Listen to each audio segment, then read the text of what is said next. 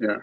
Okay, Mahesh. Now, Dale and I both read your book, and we really find it a fascinating life story, as Tom also has noted. But the book Well, opens I'm with, delighted that you've read my book. You're the first two people. I actually, yesterday, for the first time, met a third person who had read my book. So now it's a very small club and very select, but I'm we're delighted to the be able we're the to welcome you founding as member. members. We're the founding You are members, a I founding guess, or member. at least charter members. You're the founder. Okay. Well, we Uh, hope to expand that, Dave, don't we? We really do. that's why we're all here. I That's hope why that you we're. expand it. Well, I haven't written the second book yet, but it's on its way. But the book opens with what I thought was a pretty stunning revelation that makes this story even more special. So, Mahesh, would you be able to read the first paragraph in the introduction, and then we can talk a little bit about that? Thanks. I'm a little bit nervous here, but we'll get there. It's only the four of us. Okay. So the head X-ray showed clearly what looked like areas of frosty snow against the black background of the film. The onset of vascular dementia. With the memory of those sparkles about a year old now, and life expectancy of about 3 to 5 years after diagnosis, I am writing down as much as I can remember of my life, or at least the interesting and fun bits of my life, which was almost all of it. This document will then be a repository of memories that my children can consult if they wish to. There is so much that I wish I had asked my father about, and a story that I can read or have read to me as I start to forget. Thank you. That's that's just an amazing start. Now the book is about your life. It's not about your diagnosis. But how are you doing since your diagnosis? How's it? Well, it's not simple because the medical sector never begins and ends with a diagnosis. It's just the opening of the door to a horde of. So there's three different diagnoses. I mean, all of them say dementia, but they say different kinds of things, and they're all very convinced that they're the one that's right. All the three specialists, and I, in the end, started to ignore the whole sector. I mean, there's no real treatment around. So life is here for living. It's not for chasing through doctors' offices, and it just got to be too much time. So I nixed that, There you and I go. feel much better. Like clearer in my head and sense of purpose for having done that. So you're not agonizing over it. You're just moving ahead, and living your life. No, no point in agonizing over it. There's Yeah, nothing to be done. nothing to be done. Yeah. Well, Mm. let's ask a question about the book then. Let's get started on the books. Thank you for that.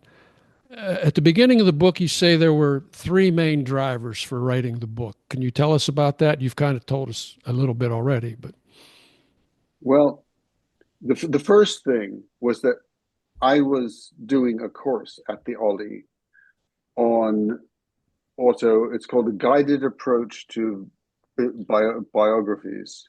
It's called GAB, and it's like a national course. And there were a couple of people in Sarasota who knew about that and offered the training in the Aldi. So I went along to it because I was just curious. I've been a writer all my life, and I thought I'd go along and see.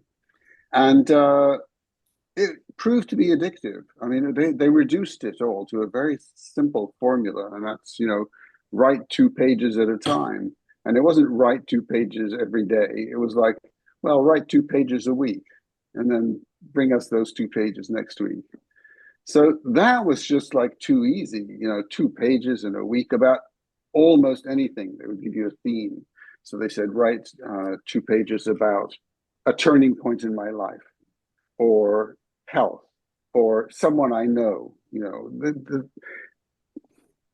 the whole setup there, and then people shared them. So you kind of thought, oh well, mine's not that bad after all. When you read, after you read it out or shared whichever bit that you wanted to do.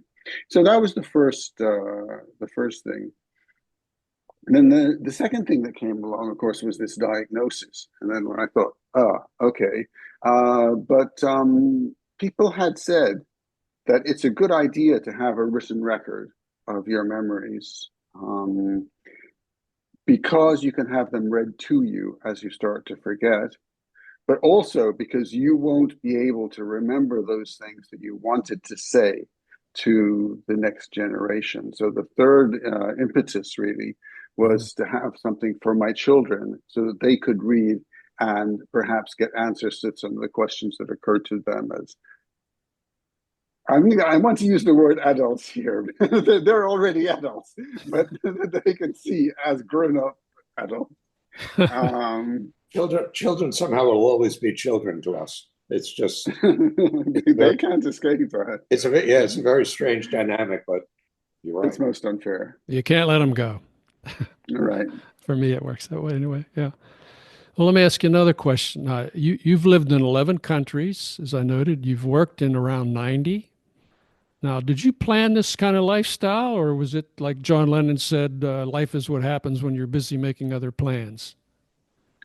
It was looking back, I recognized that it was something that I always wanted to do. So, like retrospectively, it seems just like, yes, that was it.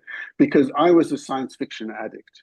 I just would devour science fiction stories. And I was most of all interested in stories of other cultures and people who had just completely different ways of living and problems in communication with people who had just a different, whole idea of what the universe was.